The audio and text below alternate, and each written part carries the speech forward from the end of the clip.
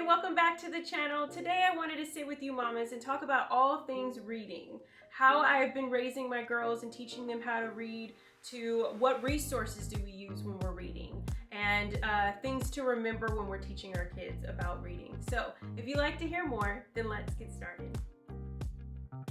Hey you, did you hit that play button for the very first time? Well, welcome to the channel. I'm Tasha. This is Tasha Pivots, where we talk about all things mamahood and homeschool and how I'm pivoting through this journey. And so today, like I said in the introduction, I wanted to talk about reading, how I'm teaching my girls how to read, and how we have learned to have such a healthy, exciting experience when it comes to reading. So first, I want to share that when it comes to our children reading, it is an individual journey. It is not something that we need to carry the weight that our children are supposed to meet a certain milestone when it's time for them to engage in reading. And what do I mean by that? I can only use my own example for my children. My oldest is 7, and when she started reading, she was closer to around 4.5 years old. Zoe was a very communicative person. She could use full sentences, carry her own weight in a conversation by the time she was about 2.5. And part of that was just me constantly talking with her, having conversation with my daughter, talking to her from the time she was in my womb to the time she was here on earth, and go on and so forth. And then Josephine, who is 3 years old, is not reading just yet, but we are starting in this process of just reciting and application and recognizing words and their sounds. And so she was a little bit different than Zoe. She didn't start talking until she was 3. Literally the beginning of this year, all of a sudden, everything that she had been thinking or needing to say all came out at one time. Yes, before then she'd say yes, no, mommy, daddy, but that was it. Now she's having a full conversation. She has so many things to tell you. And I love that. I love seeing the transition and the changes in both my girls. But I automatically helped me understand that both my children were going to respond to learning and reading and responding completely different. So I just want to encourage you, mama, that if you have young little ones who are getting ready into the stage of reading, or you already have some children that are already reading, but they're at different levels, that it is okay, because it's an individual journey. Also, for me, I have done about 2 things I would say that are the most important when it comes to reading, and that is consistency and then using my handy dandy pointer finger. I love that. Handy dandy, I'm thinking that's from Blue's Clues, probably back in the day. But yes, I call it our handy dandy pointer finger, and I also say consistency, because when it comes to reading, the only way that our children can respond to the idea of reading and continuously reading is if it's consistently happening. So in my home, if you've been on my channel for a while, then you know we are always talking about books, what my read alouds are each month, to what books that are engaging with my children, how they're responding to it, to even books that I currently am reading for myself.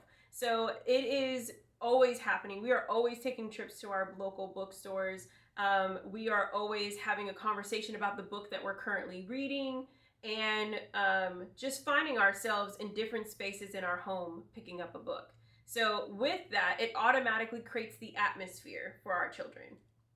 And when I say consistency, just showing up and reading with them. I started reading with my girls from the beginning since I had them, since I conceived them. They were sitting and reading, or I'm reading to my belly, whatever the case may be. They were listening to the sound of my voice, and the way I pronounce the words, how I'm taking my time. All of those things are key and fundamental when it comes to reading. Having the voice, it automatically creates this habit of this mirror reflection thing happening with our kids. I recognize that both my girls respond and even read often a lot like me, because they're always listening to how I'm reading. And so I had to be key and careful with, do I pause when I have my periods, in my commas? Am I changing my voice when it comes if someone's speaking versus when I'm just reading and narrating a story? All of those things have really played a major part. Now, I want to do the second part of this is resources. I have a couple of resources that I've been using. Some I did with Zoe, and some that I am doing new with Josephine. I also want to share, there's only one curriculum that I did do with Zoe when it came to practicing just pronunciating and understanding the sounds of certain vowels and the sounds of like a short E versus a long E, or a long A versus a short A, and that was Master Books Phonics. I can't really speak on any other curriculum because I didn't introduce reading to her with that, but we did do a lot of review in our first grade year. In the beginning, we would take the phonics curriculum, which I will show right here. You can see the front of the book. I highly encourage you, if you have a new reader and you're thinking about just wanting to, or even just a child who's going to get in the process of just pronunciating words, this phonics book is really, really great to check out. We did that one. It helped us go chronologically. It helped us go through the vowels, the different sounds that we would hear, why a C and a K can sound similar, all the things. It was a great review for our first grader. And I think it would be an excellent curriculum for those who have a kindergartner who's in the process of learning to read. So I have here some books I want to show you guys. The second one I shared with you guys when I said two things, was the Handy Dandy Finger. Where that came in is always when I'm reading.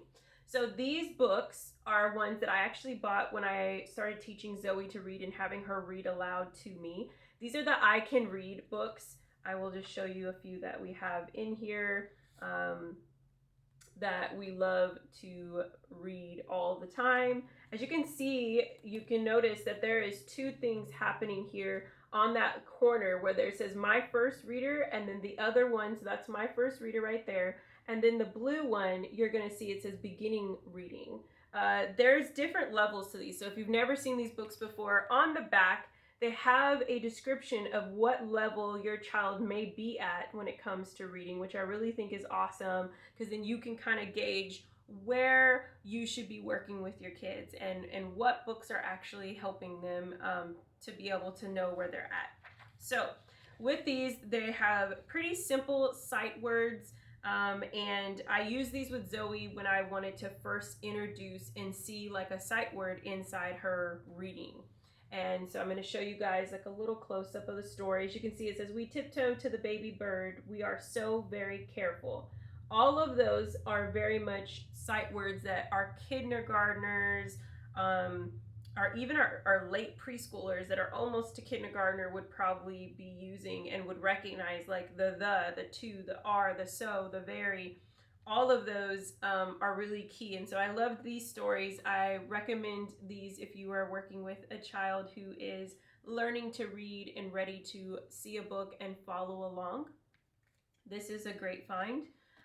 Also, I have here, these ones are currently using with our Zoe, or not Zoe, Josephine, sorry. I Can Read puzzles. I think these are so cool.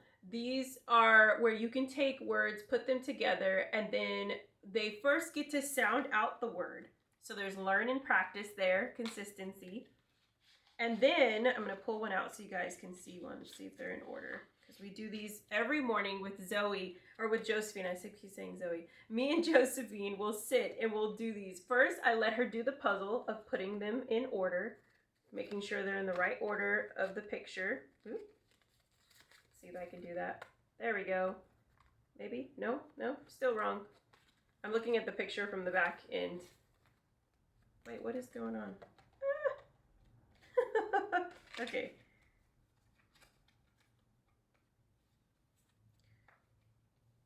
So with these cards, they come in a puzzle, and the first thing I do is I have Josephine put the puzzle together, and as you can see, it tells her the words.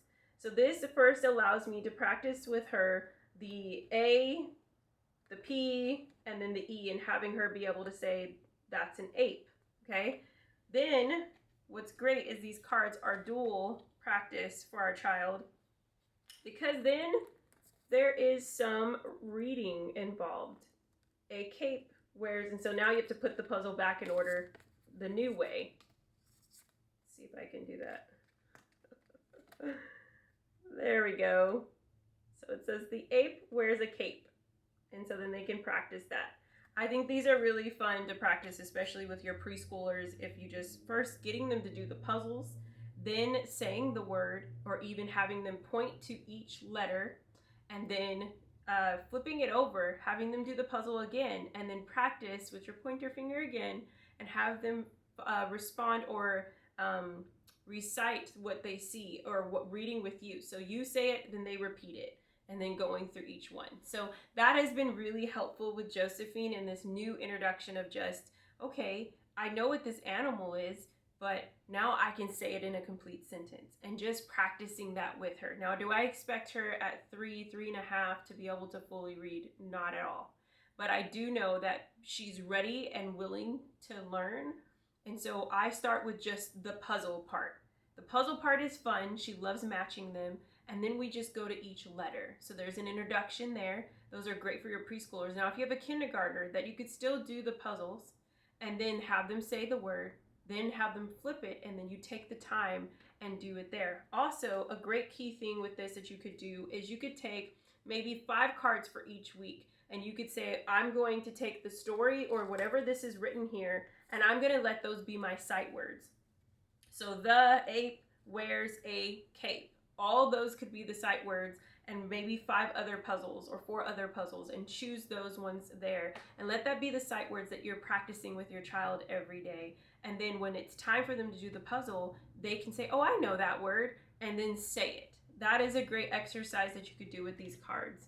The next thing I have is this cute Pete the cat. If you guys know anything about my children and how much they love cats, I found this one. It's also that whole I can read, but it's I can read phonics. It comes with 12 book stories, features short, long vowel sounds, which I think is super awesome. It opens up great storage if you've got a little section. I have just purchased these to have practice with my Josephine as she's working on phonics for preschool. And so this is just the book too. So I'm just gonna let you guys see that. I'm gonna open it up. And look at that, automatically they're telling you that you're going to be practicing the short E sounds, and they already give you the sight words. So in here it says, in this story you will read or hear words with the short E vowel sound. Look for these words in the story and sound them out. Here are some sight words. Go, it, will, has, not, his, the, is, to. So even if you're not ready for the child to hear or see the long vowel sound yet, but you want to just do the sight words, just start with those. Have them practice the sight words. If they can say those, then you can fill out the rest of it, and they can just keep practicing those. They also have a part where it says Pete the cat's favorite words that you'll see in repetition in his book. And the story is very simple and handheld, and I think this is a great exercise for your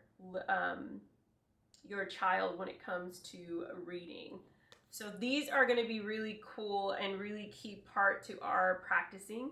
I think sight words are so fun, and then it's so much fun when you get to see your kids light up because they see this happening. So I do that. I also, just to have my children want to read or excited about reading, I am always reading. I had a great friend tell me that a long time ago. If you want your child to love books, then they've got to see you love books. And so the more you're reading, they're going to read. The more you're sitting with them and reading, they're going to want to catch a story or read a story with you.